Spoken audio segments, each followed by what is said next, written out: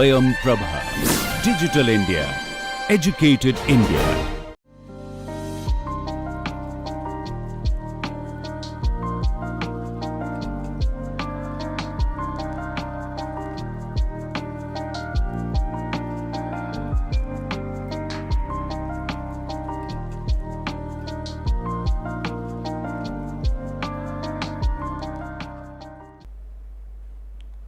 Welcome back. In Module 10, we will learn about neural networks, deep learning and reinforcement learning. And in Lecture 46, we will cover neural networks. The different concepts that we will cover will be on artificial neural networks, ANN, then the different ANN components, perceptron, which is a single layer neuron, then activation functions, then multi-layer perceptron or MLP, then we will learn about the loss functions, backpropagation, and then shapely additive explanations or otherwise known as SHAP. And we will finally explain ANN with the help of an example, and we will explain SHAP as well. So, what are artificial neural networks? It's obviously a machine learning model, but it is inspired by the structure and functioning of human brain. So, obviously when we are using the term neuron, that means there is something to do with biology. So, we are trying to mimic the processes that is undertaken in artificial neural networks tries to mimic way the biological neurons work. So, it consists of interconnected artificial neurons or otherwise nodes, which are linked through weighted connections that process and transmit information. That means there are not a single neuron, there are many neurons, and these are these neurons are connected to each other, and information flows between the neurons in form of that weighted values or signals that passes through them. So, that means the neurons processes the inputs and then adds to it, and then forms and these signals and weights are added to it, and eventually this signal passes on to the next neurons. So, what ANN is, that means we have data, and then data is processed, its weight processing is done. That means we are processing by applying weights to different features differently, similar to as we were learning when we are doing machine learning models like regression, logistic regression and other things. We are actually putting weights to this particular to each of these features, right, and how they contribute to the overall score. So, this results in pattern recognition. So, that means we are able to understand what the decision boundaries and all these things, and then finally we can do prediction. So, ANNs, as we were talking about, that it mimic biological neurons. So, you can see the actual picture of a neuron over here. So, we have the dendrites, we have the nucleus, that is within the cell body of the neuron, and then we have the dendrites, which are like hands coming out of the neuron, and these are actually help us to capture the signals, right. So, these are the input features. In our ANN model, this becomes the input features, and then the cell body is basically the processing unit of the ANN model, and which means we have a weight sum of all the feature values, as well as there is something called an activation function. Usually the weight sum is linear in nature, but if we want to use nonlinear decision surfaces, then we have to convert it using a function such as sigmoid or some other functions, right. So, that process is known as activation.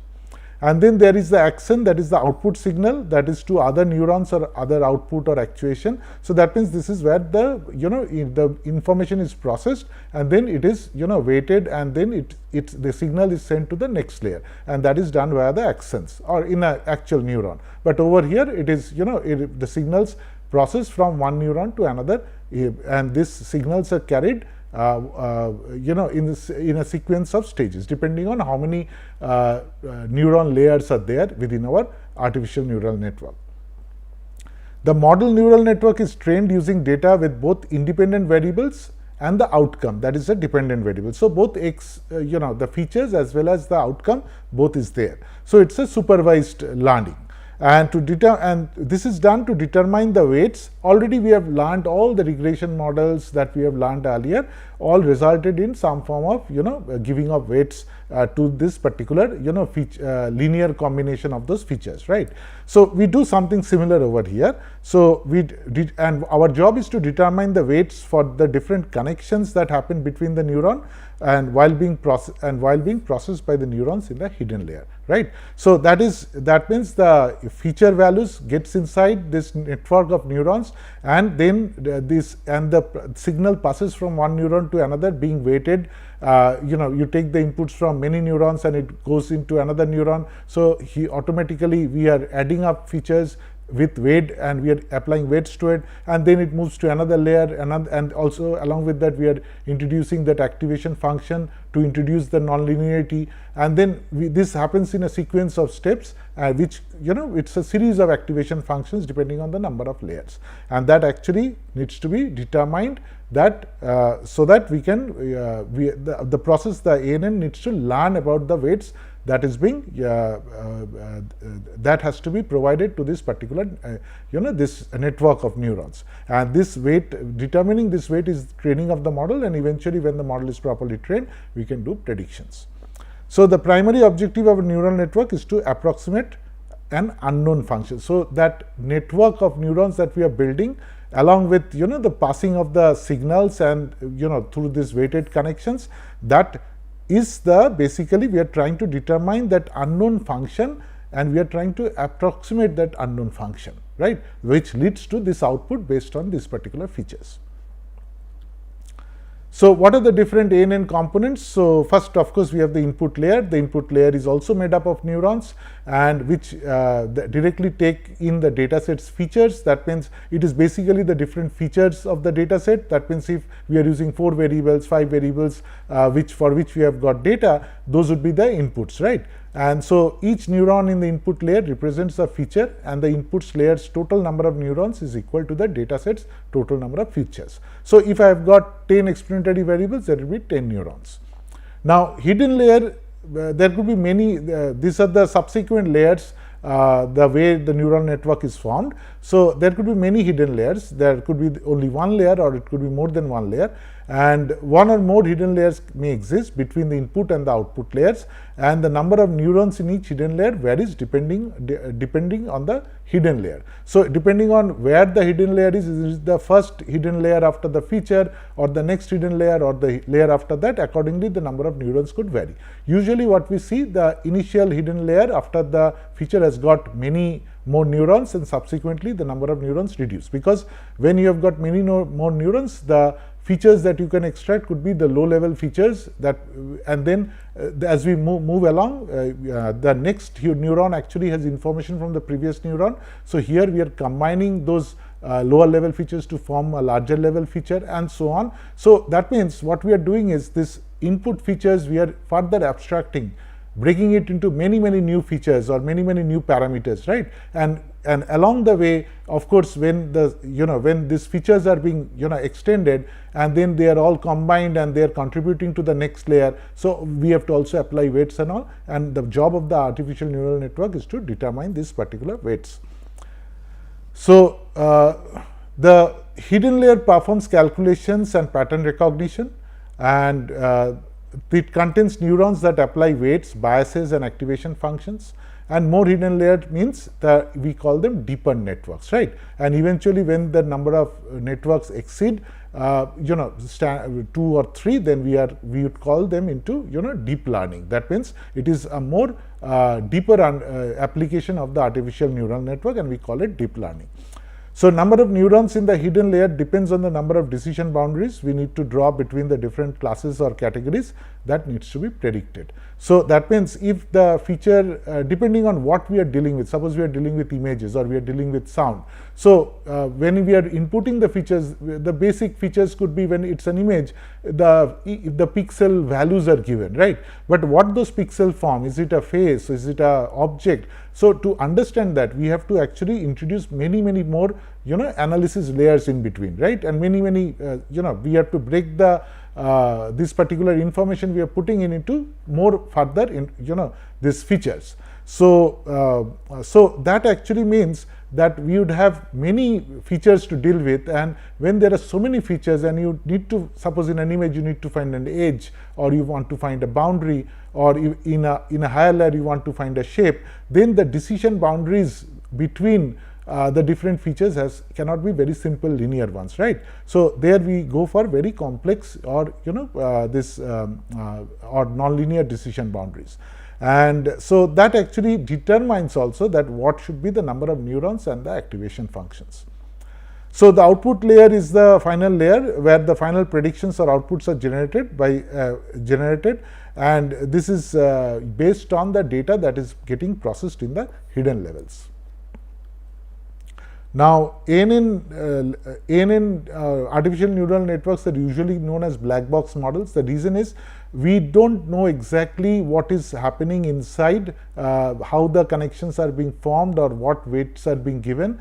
So depending on the number of the layers that we create, we can generate a lot of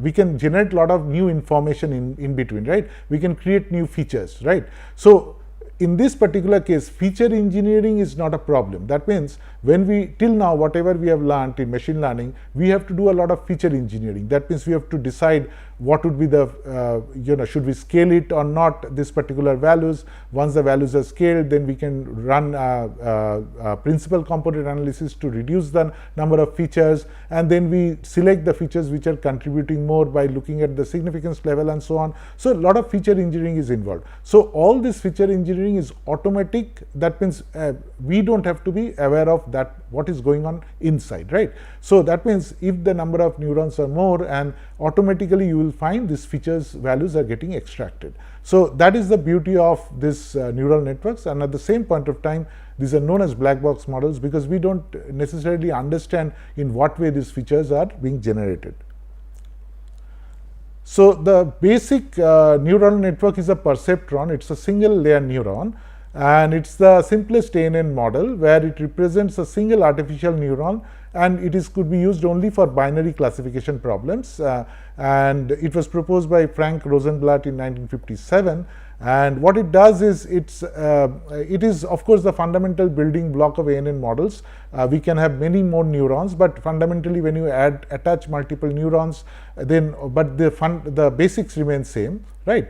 So what you see over here in this image is we have got a single neuron. It is taking inputs of x1, x2, xn. These are the different inputs, and these are the weights w1, w2, wn, and then we are adding bias to it, and it's a linear summary. We are combining the weights into the values of those particular features, and then we are getting a linear weighted linear sum of those particular thing, and then we are using an activation function f over here, which is actually converting that particular linear score into something from which we can determine the output. For example, this neuron, like for example the neuron compute z, which is for I equal to 1 to n wi xi plus b. So b is the bias, and this is the weight of each one of these features, and the e and xi are the different feature input variables or features.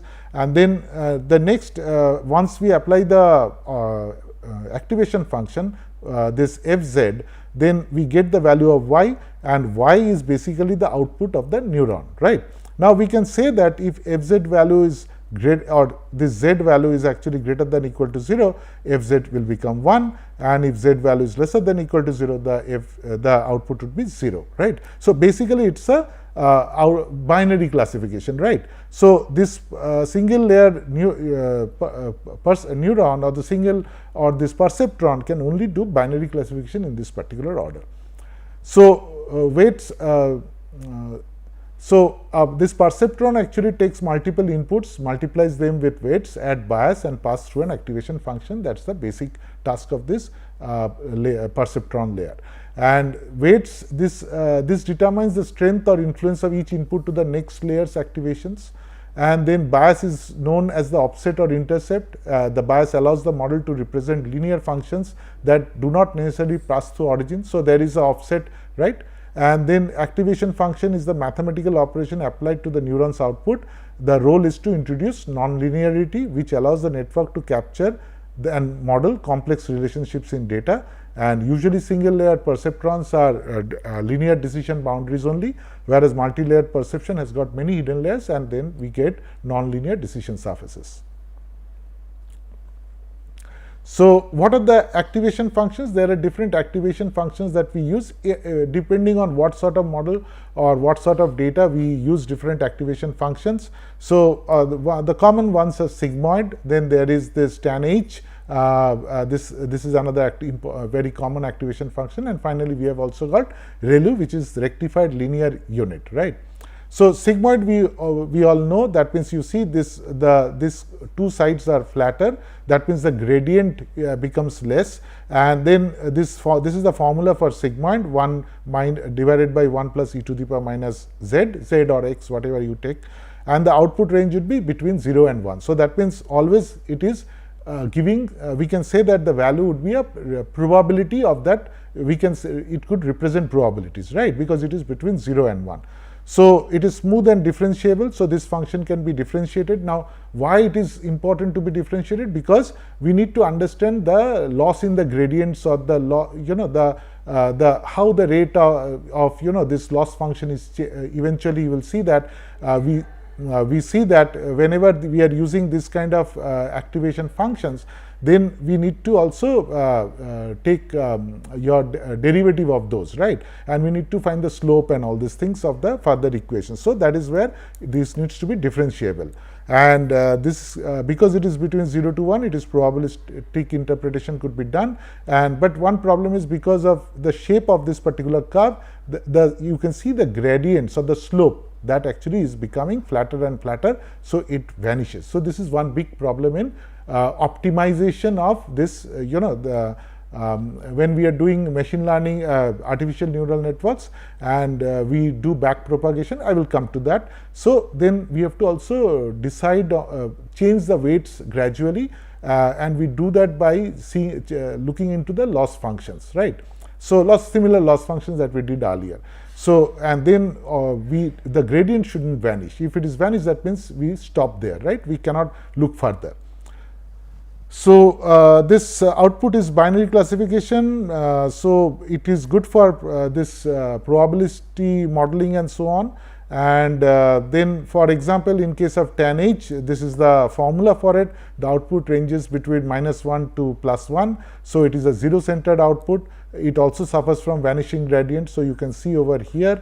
And then, but it is used in RNN to a certain extent, and sometimes even the hidden layer, even though we can use many hidden layers, we will see that that means we cannot utilize because of this gradient, vanishing gradient and all, we cannot utilize the full, the full power of it, right? So we can only, it results in shallow depths, not the full deeper layers depth we cannot utilize. For ReLU, this activation, what it does is, if the input is negative, output becomes 0, and if it is positive, output stays the same. So output is between 0 and infinity, right? But this actually, it is because it's very simple, it's computationally cheap, right, to apply this function, and there is no saturation for positive region, and the gradient flow is also easier. We usually don't have problems of vanishing gradients and so on, and usually we use it for deep learning and so on, and also for many cases where edge artificial intelligence, those kind of processing is done. Means you go for CNN and other things, we will use the ReLU activation function. Now, instead of all these three, there are several other activation functions that we find normally. One is leaky ReLU. It's a modification of ReLU that allows small slope for negative inputs instead of 0. Then ELU, exponential linear unit, which produces negative outputs for negative inputs, improving learning speed and convergence compared to standard ReLU.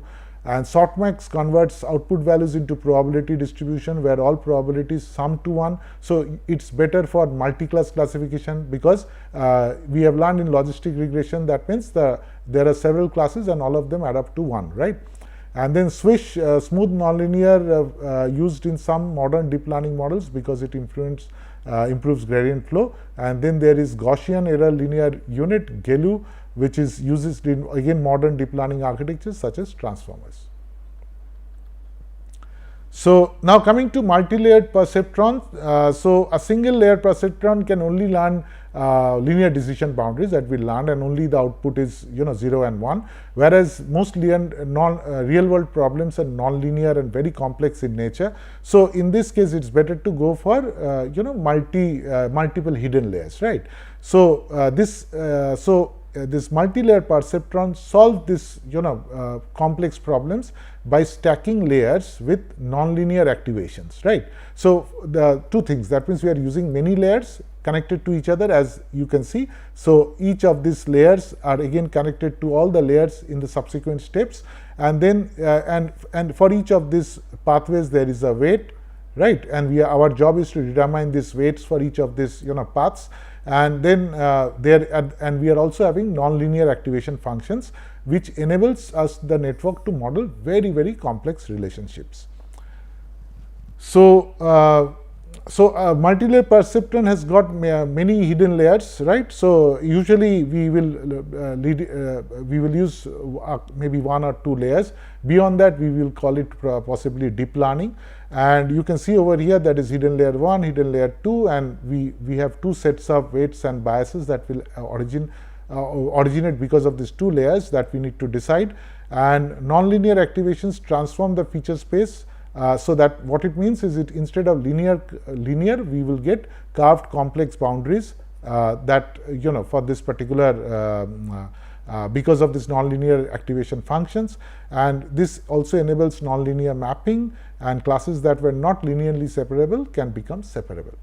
Now there is another concept. Usually this concept we will learn more during our next lecture, when we will learn deep learning, which talks about learning hierarchical representation. So what happens is, because when we have got many hidden layers, so automatically what we are doing is we are creating many new features, right? And each combination of features can result in some new way to explore a particular pattern, right?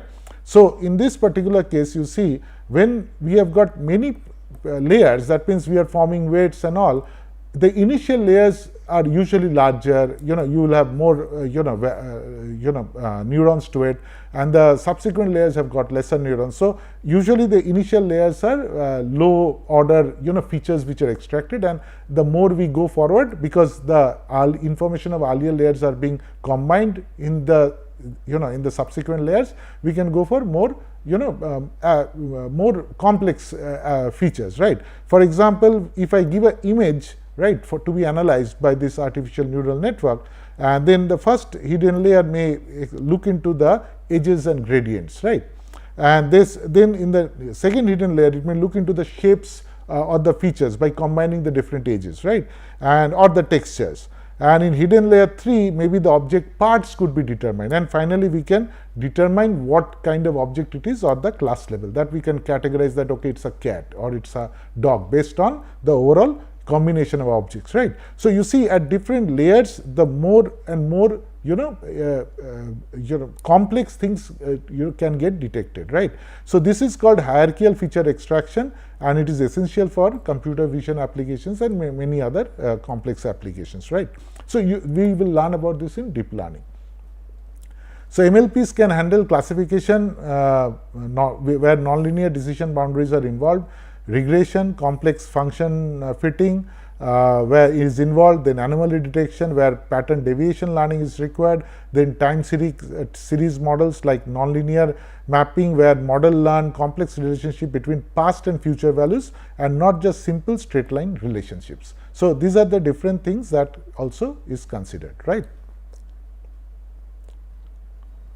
So the loss functions, now coming to another concept that we need to understand, is the concept of loss function. It is exactly same as we have learnt earlier in other machine learning models. So loss functions quantify the discrepancy between the model's prediction, this y cap, and the true target y.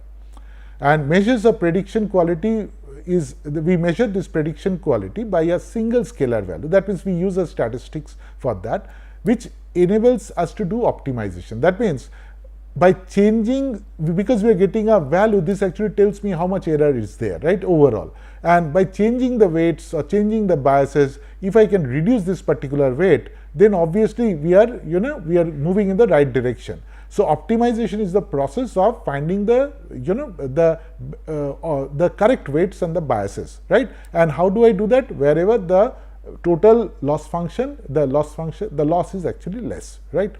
So this helps identifying how strongly mistakes are punished, losses are punished, and what affects learning dynamics, convergence stability, and so on. So that means when we plot the loss function in a curve, then you can see that the loss gradually reduces and then eventually stabilizes, right? But if I see that, well, there is fluctuations, that means there is some convergence stability issues, right? So two measures which are very common, we have learned earlier as well. So one is the mean squared error, which is the difference. It measures the average squared deviation between predicted and actual values, and it is ideal when the output variable is continuous and numeric. So we have used this loss function in many cases, right? So y1 minus y cap whole square, and it is taken for I equal to 1 to n summation, and then I divide by n. And then there is cross entropy loss. This we have also encountered earlier. So it measures the difference between two probability distributions. That means it evaluates how well predicted probabilities align with the true levels. So what it does is basically we predict the value of y, and it checks with the actual value and the probability of y, and it checks with the actual value, and then from that we can estimate the cross entropy loss. Now comes the concept of back propagation, which is connected with the problem optimization problem. So it is a systematic procedure for computing the partial derivatives of the loss function with respect to every weight and bias in the network. So that means what we are doing that we are trying to determine what is the change in the loss function, and if I change the weights, what would be the effect on the loss function, right? And what is the slope of that change, right? What is the gradient of that change? And if the gradient is more, that means we are moving in the right direction. We are moving in the direction as well as the speed is higher, right? So in back propagation, it propagates the error signal backward from output to input layers. So that means we have, of course, a forward pass and a backward pass.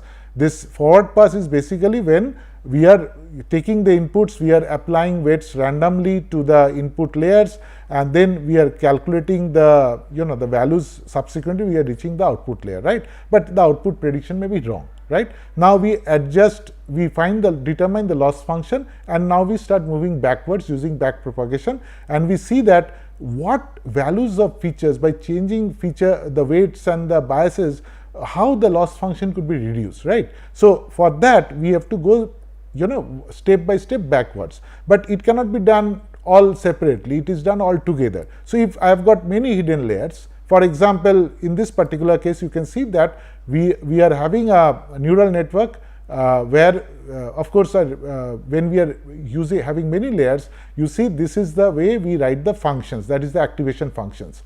That is the first layer, then the second layer, and the third layer, right? So this is feature, then hidden layer 1, then hidden layer 2, and so on. So that means it's a series of functions that is being and this actually could be when we take a derivative of this, partial derivative of this, the back propagation, it uses the chain rule of calculus layer by layer, and this is where dy by dx becomes dy divided by df, then df into dg, then dg into dh, and then dh into dx, right? So that means all these different layers are done together, right? So we are taking a partial derivative of in this case. Now this actually helps us to determine that which values of the weights and all having a final impact on that particular loss function, right? On the loss value, of course. So the two computational phases that we have to go through is the forward pass, that is the input feature enters the network, each neuron computes a weighted sum, activation function produces the output, signals propagate layer by layer, final prediction is obtained, and loss is computed. Now backward pass or the gradient phase means we calculate the loss function, and we start from that. We compute the gradient of loss with respect to output, and then propagate gradients backwards through layers and apply the chain rule repeatedly, like this is the chain rule, and then this produces gradients for every parameter. So we see that for every parameter how this is having an effect on the final loss, and there we use different different optimization algorithms to determine that how to reach the best possible weights to arrive at the output. So gradient descent is an optimization algorithm that minimizes error by adjusting weights in the direction of the steepest loss direction. So that's the that means we choose the steepest loss direction and we will adjust weights in that direction. That means if we find that there is a lot of loss happening in one direction, so those weights in those, we will adjust weights accordingly to that particular loss, right? So that means we have to update the weights and biases in the direction that reduces the prediction error. So this is how backpropagation works, and that is fundamental to finding the weights and all. So that means we calculate losses and then we see that what is contributing to these losses, and we tune those particular weights and all to find out wherever loss minimizes, right? And this is done via this backpropagation using the chain rule of calculus, where we take the partial derivative of the different, this total function that we activation functions together, and and how in which direction we should move to change the weights and all. That is the process of optimization, where one of the technique is gradient descent, but there are other techniques for optimization as well. Now coming to shapely additive explanations, or SHAP. We are not going to deal with the details of it, but it is a method. It is a method which allows us to explain how each feature contributes to a model's prediction, right? So SHAP is an explainable AI method based on shapely values from the cooperative game theory, right? So you have to study in this in detail if you really want to get into the depth of it. So what it does is, because ANN is a black box model, so SHAPE actually allows us to interpret to a certain extent that which features are contributing to the final outcome, right? Which has got more power of, which is contributing more. So SHAPE calculates the marginal contribution of each feature by testing the model's predictions with every possible combination of features present and absent, right? So what it does, that the final output is considered to be part made of base value plus this summation of the shape values coming out for every other features, right? So every prediction start at the dataset's average, that is the base value. Each feature then pushes that value up or down by a specific amount, which is also known as the shape value, to reach the final prediction, right? So we see that which features are pushing it more towards the final prediction of that particular outcome. So that actually help us to understand which features are having a more importance in that particular prediction, right? So that is a way to interpret that which features I should change so that I arrive at those particular desired predictions, right? So we can also visualize this using SHAP summary plots, and SHAP shows that like the summary plot shows the overall feature importance across the data set. Then there is something called a waterfall plot, which shows the contribution of features for one prediction. That means for one, we take one data point and we do the prediction, and for this particular prediction what features have contributed to it could be also seen. And then SHAP dependence plot, it shows the relationship between feature values and the impact. So that means it can show local contribution as well as global contribution, that which features are having an impact on the final outcome. So we will explain a program ANN model with SHAP, of course, with a Python program. So we are using a data set of 1,000 road intersections within a city, and what we have is we understand that some of these intersections are high risk. Now you can ask me that how we have arrived at this high risk 0, 1 and so on. So either high risk or not high risk, right? So what we have done is we have measured the number of accidents that is happening. We have created a threshold value, and based on the threshold value we are calling it 0 or 1, right? So what we are that means if it is high or low risk. Now, what are the input features or the predictors for this? One predictor is the traffic volume. So, number of vehicles passing through the intersection per hour, it ranges from 100 to 2000. 2000 is busy arterial street, 100 is quiet. Then the speed limit, the legal speed limit for that particular road stretch, and then lighting quality, the scale is from 0 to 1, where 0 means totally dark and 1 means perfectly illuminated, and then road surface rating from 0 to 10, where 0 is very bad road with severe potholes, where 10 means very newly paved road. And intersection density means the number of cross streets within 1 kilometer radius ranging from 1 to 10. So, that means the intersection is served by many cross streets, right. So, usually this is what we are hypothesizing, that these are the features.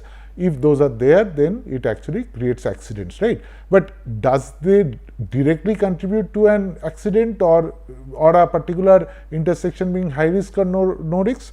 Obviously, this directly may not have that much, it may have contribution, but it is basically many other features that is resulting in, or many other conditions that is resulting because of this particular criteria, that is resulting in that particular intersection being high risk or low risk. So, this machine artificial neural network creates those many layers in between to create lots and create new features out of this initial features to find out what is actually contributing to a particular intersection being high risk. So, we start the model as we have been the initial things as very standard, like import NumPy as NP, pandas as PD, matplotlib as PLT, then we import train test split from sklearn, and then pipeline we are importing, then standard scalar we are importing, and we are importing this MLP classifier, multi-layer perceptron classifier from the neural network of sklearn, right. And then we are also importing accuracy score, confusion matrix, classification report, ROC AUC score, and ROC curve display. So, these are the things we have already done earlier. So, you know how to interpret those, right. So, we are loading this particular CSV file urban_road_safety.data.csv. Then we are loading the data in a data frame. We are determining which features we are trying to work on. So, these are the features. Target column is high risk. So, x and y values are decided. So, we are converting y to integer, and then we are doing the train test split, where 30% is the test size and random state 42s, and then we are also stratifying as well. And once we have done that, then we can train the model, and then we are using a pipeline to train the model. First, we are doing standard scalar. That means we are scaling the variables, all the features and all, and then we are running the MLP classifier, right. So, MLP classifier has to be also, we have to tune it, like hyper tuning has to be done. So, we are starting with 2 layers, that is 16 and 8. That is the hidden layer. First one size is 16 and the second layer size is 8. That means in the first one there are 16 neurons, and in the second one there is 8 neurons, right. And then activation function that we are using is ReLU, and then input is of course 5 variables, the output is 1 neuron, which is a binary classification, and the solver that we are using is ADAM. We could have used gradient descent, but this is a different solver, that means a different optimization tool, right. So, ADAM is an optimization algorithm, and it is used to update neural network weights by combining gradient descent with momentum and adaptive learning rates for faster and more stable training. So, we will discuss this in the next lecture in detail. So, what it does is gradient descents look mostly into the change in the gradients only. So, but here it looks both into that gradient descent part, but it also looks into momentum or velocity, and also adaptive learning rates as well. So, that means it actually finds the next set of values or how it should jump from one solution to another in a more smoother way, right. Learning rate is initialized with 0.01. It controls how big the weight updates steps will happen during training, and early stopping actually stops the training when validation performance doesn't improve further, right. So, and verbose shows how the training progresses, means when you run this model, it will show iteration 1, iteration 2, iteration 3, what is the change in the validation score, and all this will be shown to you. Now, once we have trained the model, once we have defined the model, then we are training the model.fit x train y train. Then we are predicting with x test the values for this particular x test, and not only that, because we are going to do ROC AUC scores, we are also predicting the probability of belonging to each, that means of a particular outcome belonging to each particular class. So, we are defining the probability using model.predict probability. This we have again done earlier, and once we have done that, we can do the we determine the accuracy scores, the confusion matrix, the classification report, and then we can do the AUC, ROC AUC score. So, that is where we require the probability values, and then we can also display a ROC curve which shows that the area under the curve is a performance metric used to evaluate binary classification models as well. So, this actually indicates how well the model can separate the two different classes. And finally, we are drawing the plots and showing them. So, over here there is a print statement somewhere here, print train x train dot shape and test dot shape. So, basically we are saying what is the number of variables, number of features number of data points that we are using for train, that is around 700, and 300 we are keeping for testing, right. So, this is how, because we have given verbose, you can see these are the different steps. Every step is being shown. I have only shown you some of the steps, and depending on the number of iterations, it will keep on going until unless their validation score doesn't change much, right?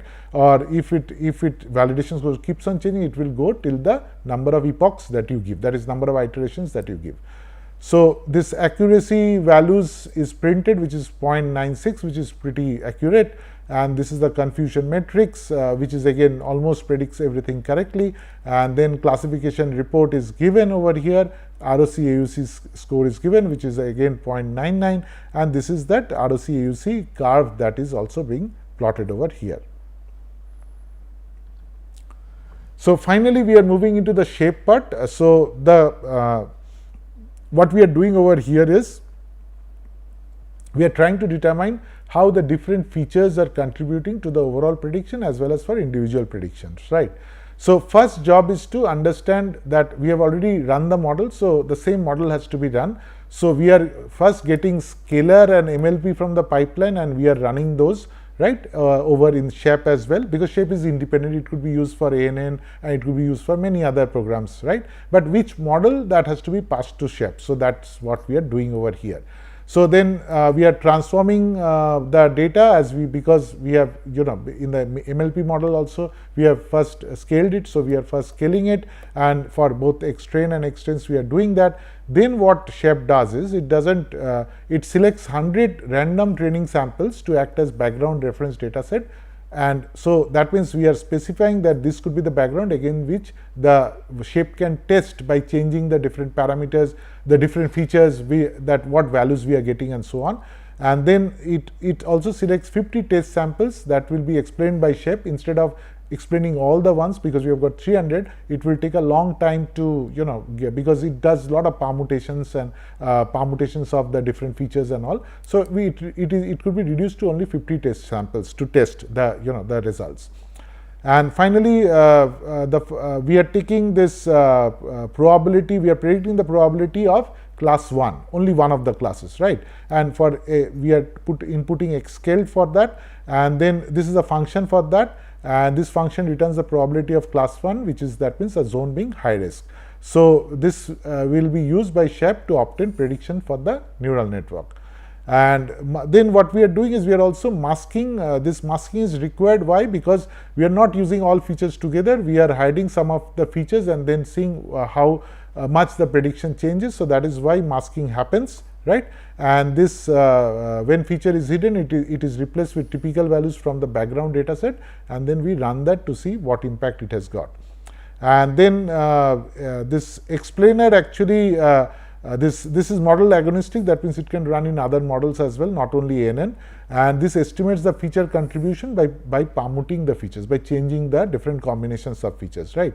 And finally, this SB explainer, this explains it computes the shape values for selected observations using 500 evaluation permutations, because we are specifying that. So the more is that, more better would be the results. Now we can plot the results for the shape, this particular step. Shape dot plot B swarm.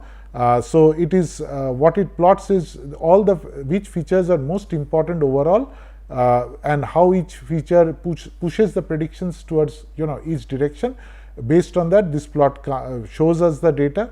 Then shape plots dot bar, it actually gives us the global importance part, that is how each feature is contributing to overall prediction.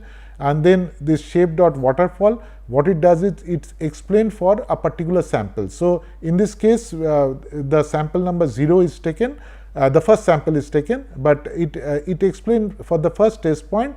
That means what is the base value, average predicted probability, and it then adds and subtracts different feature contributions, and it tells us that how each of these features has resulted in, for this particular point, the final outcome or the predicted probability.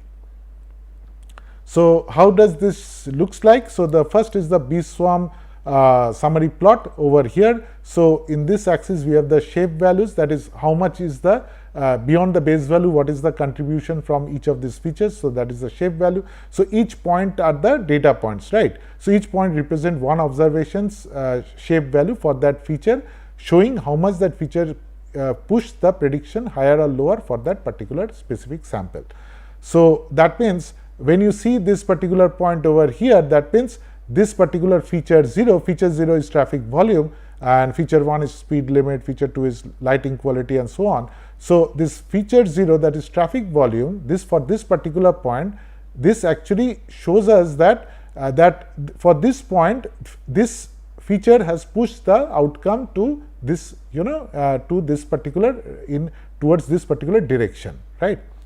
So this right side increases the probability of high risk on this side, and left side is decreases the probability of high risk, and the color red means high feature value, the more higher it becomes more red, the more blue it becomes, that means the feature value is lower, right? So that means it has got a lesser impact, right? So that is being shown, and that we can understand from the features which for each point what is the contribution of each feature and so on. And the waterfall sample does the same more or less, but it explains why the model predicts high or low risk for only one sample or one prediction. So again, that is for feature 0, feature 2, what are the values that are being shown, and that score is also given.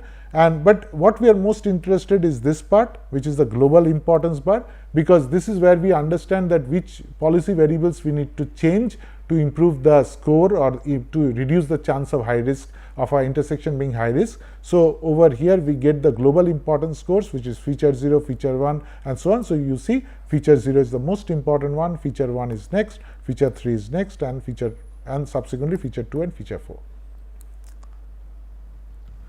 So these are some of the references that you can study.